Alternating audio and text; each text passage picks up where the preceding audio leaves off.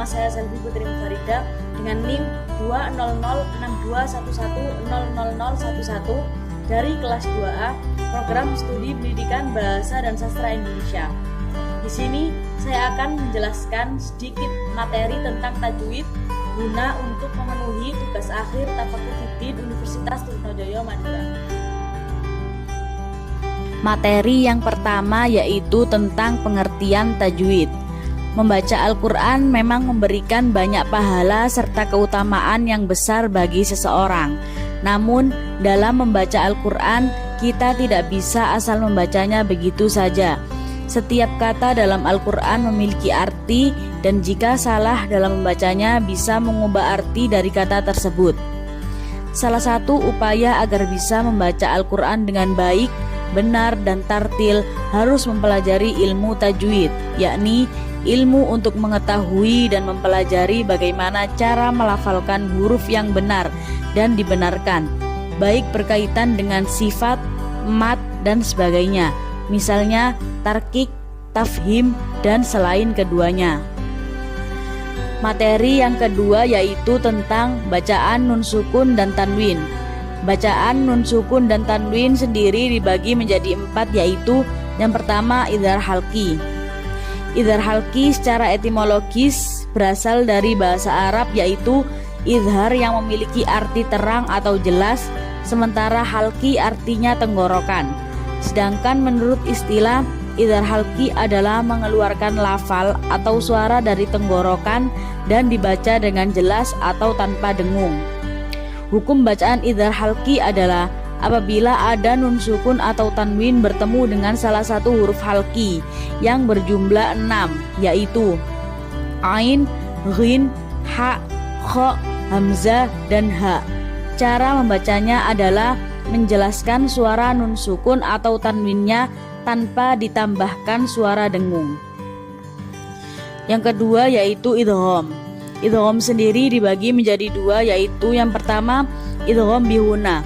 Idgham bihunna yang juga disebut dengan idgham ma'al hunna adalah hukum bacaan yang dibaca dengan cara memasukkan nun mati atau tanwin yang bertemu dengan 4 huruf idgham bihunna, yaitu ya, nun, mim, dan wawu.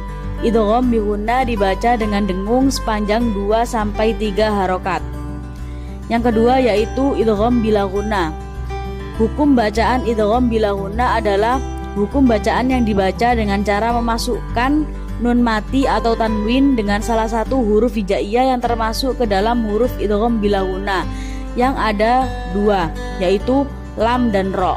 Cara membaca idgham bila ghunna adalah dibaca dengan jelas tanpa dengung. Yang ketiga yaitu ikhfa. Ikhfa sendiri memiliki 3 tingkatan, yaitu yang pertama ikhfa kubro. Tingkatan ikhfa hakiki tertinggi yaitu ketika bertemu huruf ta, dal, dan to. Karena dekatnya makhraj ketiga huruf tersebut dengan huruf nun, maka semakin kuat tingkatan ikhfa'nya dan lebih dekat ke bacaan idgham. Yang kedua yaitu ikhfa sughra. Tingkatan ikhfa hakiki terendah yaitu ketika bertemu dengan huruf qaf dan kaf. Karena jauhnya makhraj kedua huruf tersebut dengan huruf nun, maka semakin rendah tingkatan ikhfa'nya dan lebih dekat ke bacaan idhar. Yang ketiga yaitu ikhfa wusta. Tingkatan ikhfa hakiki pertengahan yaitu ketika bertemu dengan 10 huruf sisanya, yaitu tha, jim, za, sin, shin, shod, dot, dho, dhal, dan fa. Karena makhraj ke-10 huruf tersebut tidak dekat maupun jauh, maka pertengahan tingkat ikhfa'nya. Materi yang ketiga yaitu tentang sifat-sifat huruf hijaiyah dalam ilmu tajwid. Di sini yang dibahas yaitu tentang sifat-sifat huruf yang memiliki lawan. Di antaranya adalah yang pertama jahar keras dan hamas samar. Yang kedua yaitu syiddah keras, rohawa lunak, dan ba'innya antara keras dan lunak. Yang ketiga yaitu isti'la naik dan istifal turun. Yang keempat yaitu itobaq tertutup dan infitah terbuka. Yang kelima yaitu idlaq lancar dan ismat diam. Sementara sifat idlaq dan ismat tersebut adalah bagian dari ilmu shorof, tidak berpengaruh pada pengucapannya.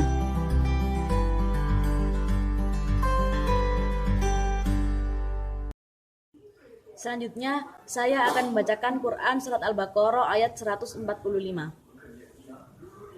A'udzu billahi minasy syaithanir rajim. Bismillahirrahmanirrahim. Wala in ataital ladzina utul kitaba bikulli ayatin ma tabi'u qiblatak wa ma anta bitabi'in qiblatahum wa ma ba'duhum bitabi'in qiblata ba'd wala in ittaba'ta ahwa'ahum min ba'di ma ja'aka minal ilm innaka idzal laminadh dhalimin. Shadaqallahul azim. Kemudian saya akan menjelaskan sedikit tentang hukum bacaan tajwid yang ada pada Quran Surat Al-Baqarah ayat 145. Yang pertama yaitu ada hukum bacaan idhar yang terdapat pada lafal wala in ataita, karena nun sukun bertemu dengan huruf hamzah. Yang kedua yaitu ada hukum bacaan idgham bi ghunnah yang terdapat pada lafal ayatim ma tabi'u, karena ada tanwin bertemu dengan huruf mim. Yang ketiga yaitu ada hukum bacaan ikhfa yang terdapat pada lafal bitabi'in qiblatahum, karena ada tanwin bertemu dengan huruf qaf. Selanjutnya yaitu ada hukum bacaan iqlab yang terdapat pada lafal mim ba'di, karena ada nun sukun bertemu dengan huruf ba.